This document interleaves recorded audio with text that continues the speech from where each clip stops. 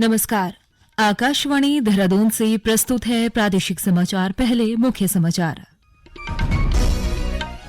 केंद्रीय शिक्षा मंत्री धर्मेंद्र प्रधान ने आज देहरादून में विद्या समीक्षा केंद्र का लोकार्पण और 142 पीएम श्री स्कूल व 3 नेताजी सुभाष चंद्र बोस आवासीय छात्रावासों का शिलान्यास किया।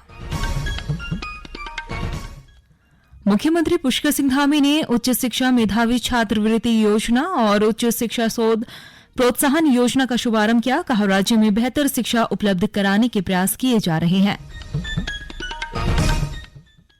प्रदेश में आउटसोर्सिंग के माध्यम से दैनिक वेतन पर तैनात महिलाओं को प्रसूति अवकाश की सुविधा दी जाएगी। और डेंगू के प्रभावी रोकथाम के लिए आज से देहरादून में 4 दिवसीय महाअभियान शुरू किया गया। दोपहर समाचारों के साथ मैं प्रियंका मलिक और अब समाचार विस्तार से। केंद्रीय शिक्षा मंत्री धर्मेंद्र प्रधान ने आज देहरादून के ननूनखेड़ा स्थित शिक्षा निदेशालय में विद्या समीक्षा केंद्र का लोकार्पण किया। साथ ही उन्होंने 142 पीएम श्री स्कूल और 3 नेताजी सुभाष चंद्र बोस आवासीय छात्रावासों का शिलान्यास भी किया है। इस मौके पर आयोजित कार्यक्रम में केंद्रीय मंत्री ने कहा, उत्तराखंड सरकार विद्यालय और उच्च शिक्षा के क्षेत्र में लगातार काम कर रही है। उन्होंने कहा कि पिछले 3 साल में प्रदेश सरकार ने राष्ट्रीय शिक्षा नीति को बेहतर ढंग से लागू करने का प्रयास किया है। राष्ट्रीय शिक्षा नीति को क्रियान्वयन करने में पिछले 3 साल में निसंदेह कहूँ कोई प्रदेश बराबर ध्यान रखता है और प्रधानमंत्री मोदी जी की विजन को जमीन पे उतारने का काम करता है। ये सबसे पहला प्रांत है उत्तराखंड। मैं मुख्यमंत्री जी को और शिक्षा मंत्री जी को, शिक्षा विभाग को आभार प्रकट करता हूँ। विद्या शिक्षा केंद्र का जिक्र करते हुए श्री प्रधान ने आशा जताई कि भविष्य में राज्य के सभी छात्र और शिक्षक इन केंद्रों से जुड़ जाएंगे। विद्या समीक्षा केंद्र में हम प्रदेश की 22,000 स्कूलों को डाटा के साथ जुड़े हुए दिखना चाहेंगे और राज्य की जो 23.5 लाख स्कूली बच्चे 1 से लेके 12वीं तक, ये सारे बच्चे उसमें से जुड़े रहेंगे। लगभग 1,22,000 से ज्यादा शिक्षक है, वो भी जुड़े रहेंगे, उनकी डाटा रहेगा। तो विद्या समीक्षा केंद्र में प्रतिदिन बच्चों की अटेंडेंस उसमें पता चलेगा, शिक्षकों की अटेंडेंस पता चलेगा। इस अवसर पर मुख्यमंत्री पुष्कर सिंह धामी ने उच्च शिक्षा मेधावी छात्रवृत्ति योजना और उच्च शिक्षा शोध प्रोत्साहन योजना का शुभारंभ भी किया। उन्होंने कहा कि विद्या शिक्षा केंद्र के जरिए शिक्षा विभाग के सभी कार्य ऑनलाइन हो सकेंगे। उन्होंने बताया कि पीएम श्री योजना के तहत प्रदेश के पहले चरण में प्रदेश में 141 स्कूल लिए गए हैं। श्री धामी ने कहा कि राज्य में शिक्षा की बहुत सी योजनाओं पर काम किया जा रहा है ताकि कोई भी बच्चा शिक्षा से वंचित न रह सके।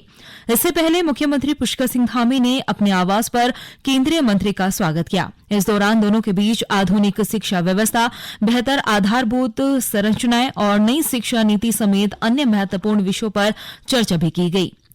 प्रदेश में आउटसोर्सिंग के माध्यम से दैनिक वेतन पर तैनात महिलाओं को भी प्रसूति अवकाश की सुविधा दी जाएगी। इस संबंध में वित्त सचिव दिलीप जावलकर ने आदेश जारी कर दिए हैं। राष्ट्रपति द्रौपदी मुर्मू ने आज नई दिल्ली में किसानों के अधिकारों पर पहली वैश्विक संगोष्ठी का शुभारंभ किया। इसमें विश्व के 59 देशों के विख्यात वैज्ञानिक, किसान और विशेषज्ञ कार्यक्रम में हिस्सा ले रहे हैं। वो खाद्य और कृषि पादप अंशुवांशिक संसाधनों पर अंतर्राष्ट्रीय संधि के अनुच्छेद 9 को किसानों के अधिकारों से संबंधित मुख्य मुद्दों पर विचार विमर्श किया जाएगा। G20 शिखर सम्मेलन की सफलता और मेरी माटी मेरा देश अभियान को मनाने के लिए आकाशवाणी दिल्ली देश के पहले गांव माणा में 14 सितंबर को एक कार्यक्रम आयोजित करेगा। आकाशवाणी की प्रधान महानिदेशक डॉ वसुधा गुप्ता इस कार्यक्रम में शामिल होंगी। ये कार्यक्रम ग्राम पंचायत माणा, आईटीबीपी और चमोली जिला प्रशासन के सहयोग से आयोजित किया जाएगा।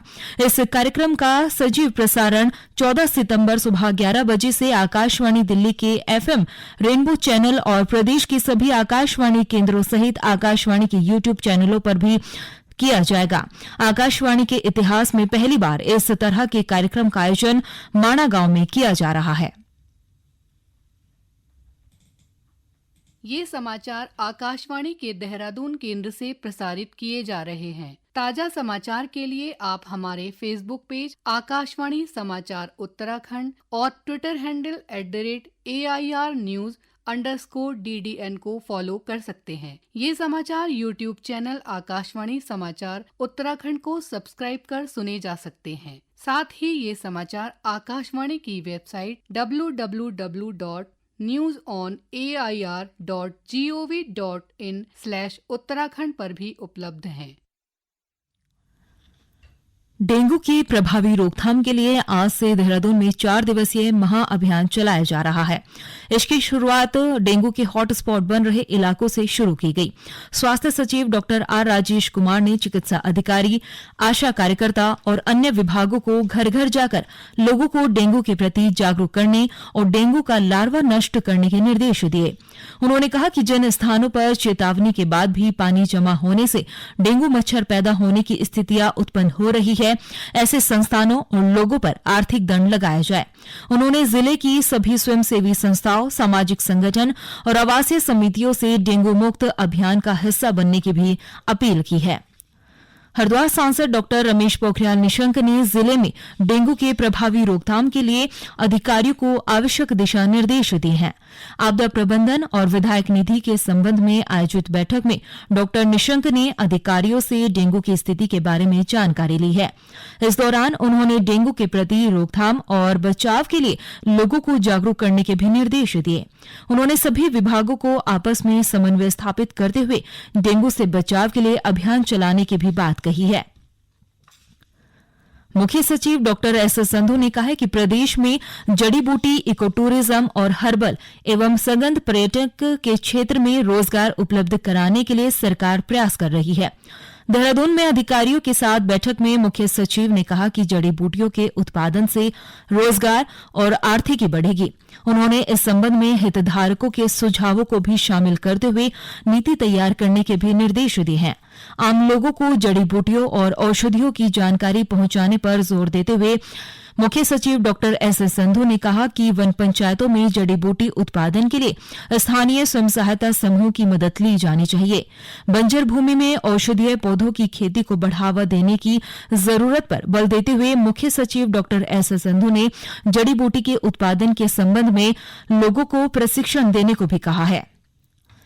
केदारनाथ धाम में चल रहे पुनर्निर्माण कार्यों को तेजी के साथ पूरा करने के लिए चीनूक हेलीकॉप्टर की मदद ली जाएगी। इसके लिए चीनूक हेलीकॉप्टर ने आज केदारनाथ में सफल ट्रायल लैंडिंग की है।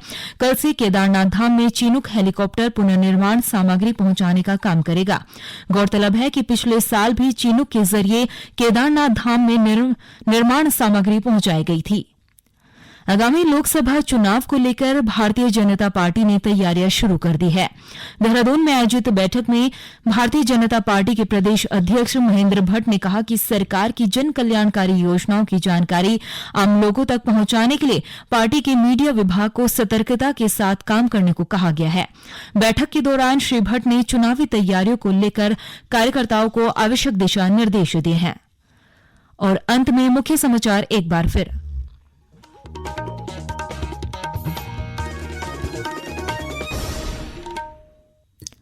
केंद्रीय शिक्षा मंत्री धर्मेंद्र प्रधान ने आज देहरादून में विद्या समीक्षा केंद्र का लोकार्पण और 142 पीएम श्री स्कूल व 3 नेताजी सुभाष चंद्र बोस छात्र आवासियों का शिलान्यास किया। मुख्यमंत्री पुष्कर सिंह धामी ने उच्च शिक्षा मेधावी छात्रवृत्ति योजना और उच्च शिक्षा शोध प्रोत्साहन योजना का शुभारंभ किया। कहा, राज्य में बेहतर शिक्षा उपलब्ध कराने के प्रयास किए जा रहे हैं। प्रदेश में आउटसोर्सिंग के माध्यम से दैनिक वेतन पर तैनात महिलाओं को प्रसूति अवकाश की सुविधा दी जाएगी। और डेंगू की प्रभावी रोकथाम के लिए आज से देहरादून में 4 दिवसीय अभियान शुरू किया गया। इसके साथ ही प्रादेशिक समाचार का ये बुलेटिन समाप्त हुआ। नमस्कार।